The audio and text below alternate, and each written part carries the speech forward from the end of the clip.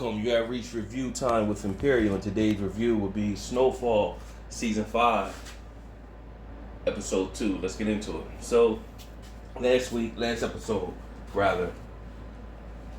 Franklin killed Rob.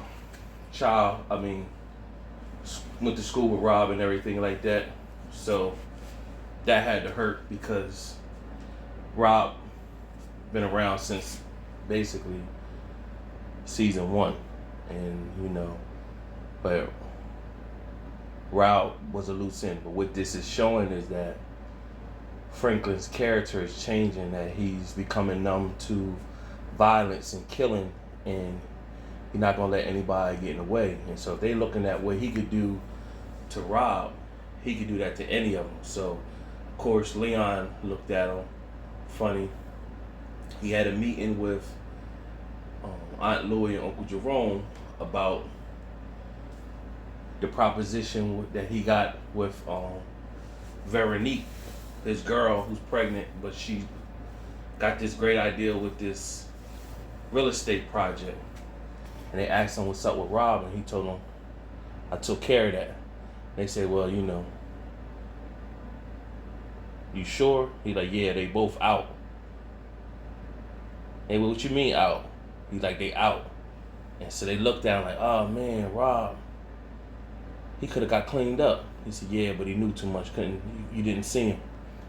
So they looking at him funny, and then Uncle Jerome looked at him like, nephew, like, you turning. You know what I mean? You turning. So nevertheless, they gave him the proposition.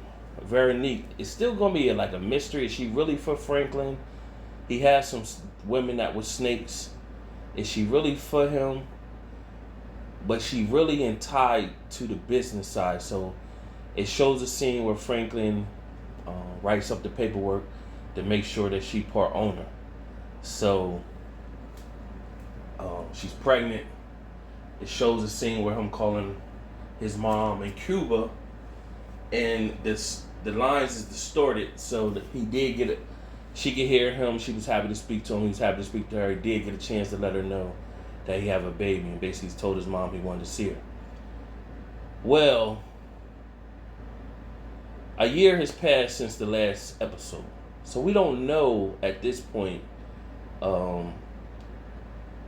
if Alton, which is Franklin's father, is still alive right at this moment. However, let's get into Reed. So Reed pops back up. He forces his way back into the CIA. And so he's pretty much, he held up like a fake hostage situation, told the CIA point of contact person, basically, I know about your little problem with the hostage situation. I got contacts over there. I know things is going south. You need to let me in. He basically saying, why should I? And he telling them everything about Grady, which is Franklin's new connect with the CIA. Basically saying, he's shaving money off of the top. Things ain't going right. He's doing dirty stuff. However, so much money's coming in. The money he's shaving off the top, it ain't really,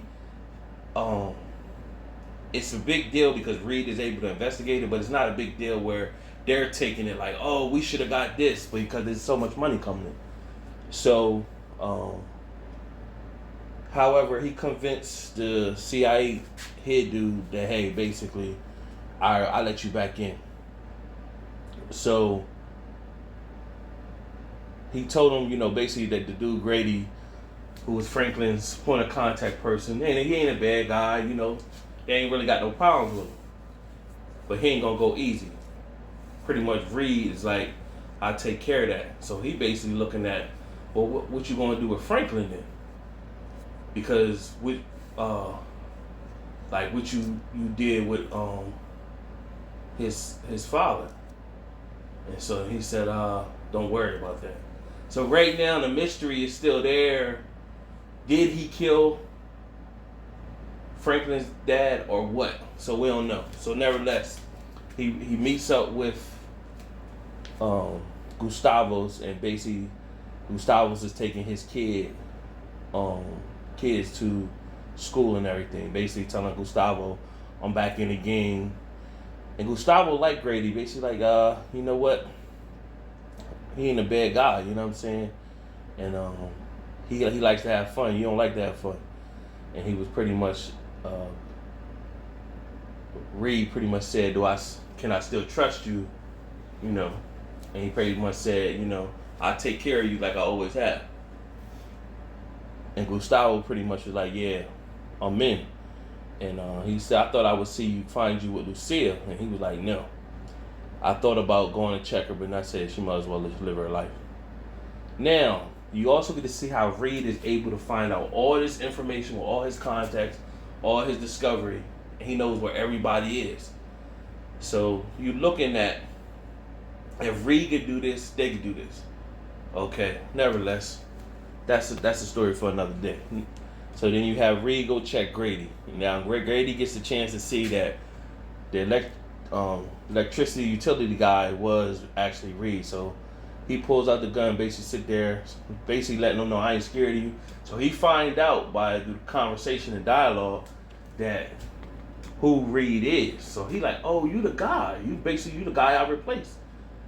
Or whatever. So he basically said, I knew this day was coming, but he was like, tell them I know too much information for them to just get rid of me like that. So you already knew by him saying that it switched from course. So Reed did tell him that pretty much you keep your cars and everything like that, and but just get out the game.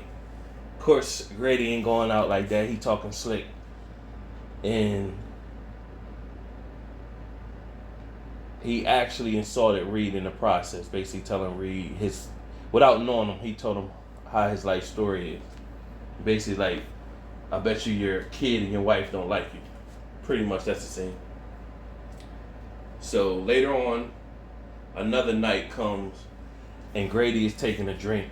And when he takes the drink, he pretty much start having chest pains and start coughing up blood or whatever. And Reed shows up, grab him by the head, basically said, you should have took the out.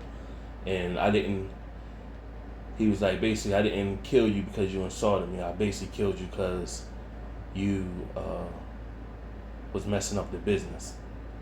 And so right after that, he goes and sees Franklin. Now Franklin, thinking it's his girl, he ain't on edge about nothing, and see Reed. It's like he see a ghost in a sense. So he lets Reed in, but the whole time they're talking, they like in distance, like Franklin's looking like he don't know whether Reed is there to kill him. He don't know what, so he on the edge. And he should be. His dad told him a man like that is dangerous. So they have dialogue. He basically telling Franklin, you know, you're doing well for yourself. However, why would you get in business with the contact? You and him got into a real estate project together. And he said, well, it was smart thinking on your end, because you thinking that if y'all in it together, y'all invested, so he wouldn't try to snake you. But he was like, you don't do that. You don't.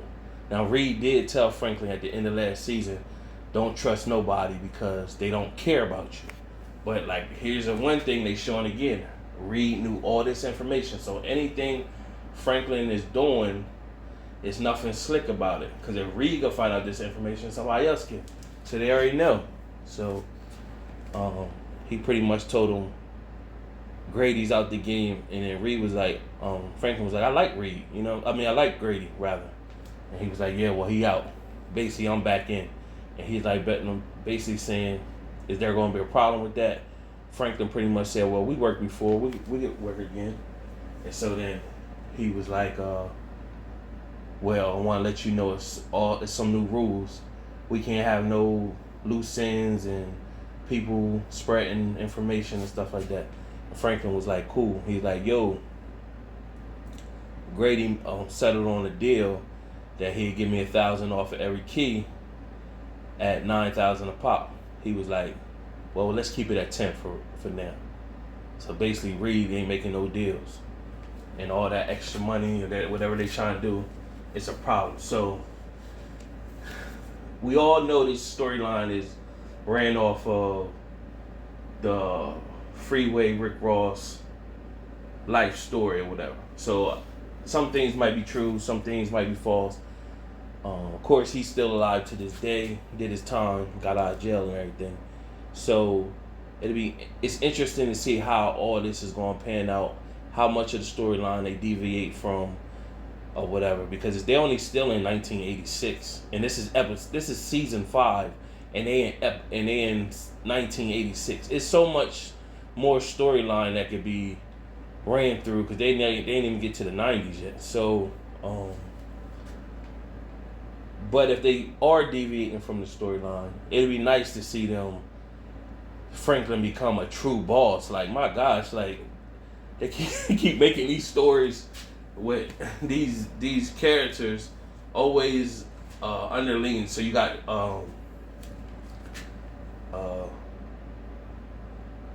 Franklin, he's the underling here, and then you got Tyreek and Ghost, he's the underling underneath Monet and them.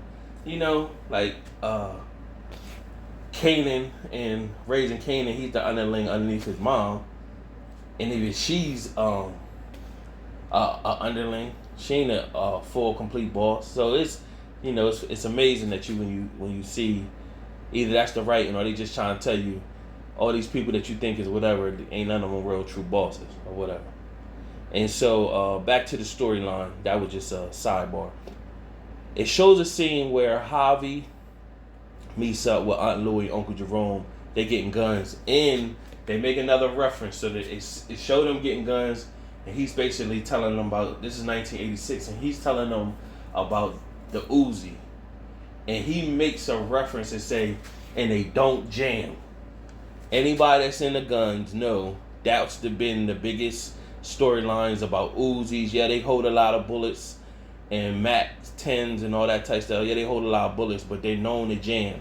So you see that in so this is 1986, this storyline. But if you think back, if you're into Raising Kanan Power, that setting is in the 90s, and they made a reference in it too about using techs, Uzis, Mac 10s, and all that type of stuff because they jam or whatever. And they so him making a reference, this is the introductory to that. They always been known to jam, and so I guess by him saying that, that's a foreshadowing. It's gonna be a moment where somebody's gonna be using that gun that's gonna jam. So that's a foreshadow. Also another foreshadow. He was basically saying, "Oh, it's nice to see you two." Bonnie and Clyde. They was like, and then Uncle Jerome said, well, Bonnie and Clyde died. He said, nah, don't take it like that. Take it from the standpoint, they loved each other. They was partners in crime. And he like, y'all still together, that's nice. But Javi was making a reference, basically, he was like, yeah, I'm jealous. Like, basically saying, like, I don't have a love interest who, I'm in the game with. It's nice to see y'all got that. Also foreshadowing, y'all need to take y'all money and get out the game. So when you see, and this is the 80s, right? So of course, these people with this money, when you review this, don't have the complete. We're looking at it from 2022, and this is the 80s, where they don't have the complete context or the real people to know to really invest their money to make it go legit. So they're got access to this money, but you're thinking, damn, y'all sitting here, y'all with millions right now, and there's nothing in y'all to get out the game. Y'all still trying to do whatever. So I guess, that song Bone had For the Love of Money, that's why, whatever. But nevertheless, it shows Uncle Jerome and Aunt Louie in the car, and she basically saying, I really appreciate you, and you didn't even ever want to get in the game. You basically got in the game and stayed in the game for me. And basically he looking at her like, so it's once again, episode 2, they're showing their strong love for each other and their bond. So, you already know, once again, the foreshadowing. Somebody between them two ain't making it out of this season or whatever. So, it's going to be interesting to see who it is. One of them ain't making it out. And the further the season go, I'll be saying who I think it is, but one of them ain't making it out of this season. And that's pretty much the end of the review and the episode. Subscribe to the channel, like the video, Let me know what you think. Until next time.